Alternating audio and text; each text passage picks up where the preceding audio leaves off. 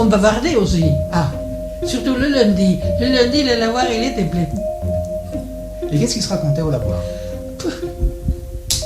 Des bêtises, des fois, ça, je sais pas. On disait pas de mal des gens. Ah non. Non, non, non. Puis les gens, ils passaient dans la route, des fois, ils écoutaient. Même de l'eau ici, c'est que toutes les maisons n'avaient pas un puits.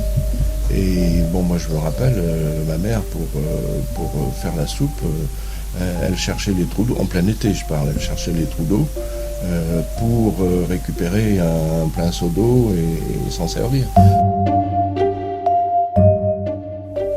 Alors quand j'étais lavandière, on prenait la brouette, on amenait le linge au lavoir, on le lavait comme il faut, dans tous les sens, et quand on avait fini, il fallait remonter à la maison, le mettre dans une lessiveuse avec de la lessive, de l'eau, du feu dessous, et on le faisait bouillir 2 heures.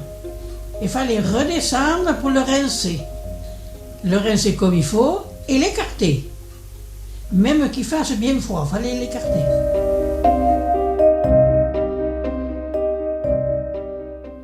Une autre particularité qui est intéressante, c'est qu'on a donc ces faibles plateaux calcaires d'Ayen, de faible surface, qui vont concentrer les eaux de pluie, qui vont, en s'infiltrant dans la couche calcaire qui est relativement mince, se charger en calcaire, et dès qu'elles vont arriver sur les couches de marne, vont donner des sources. Donc on va en trouver plein, il y a plein de petits lavoirs autour de Saint-Robert ou d'Ayen, et à l'endroit où va sortir cette eau, elle est chargée en calcaire. Le calcaire va se déposer sur la roche ou sur les végétaux, et ça crée ce qu'on appelle des sources pétrifiantes.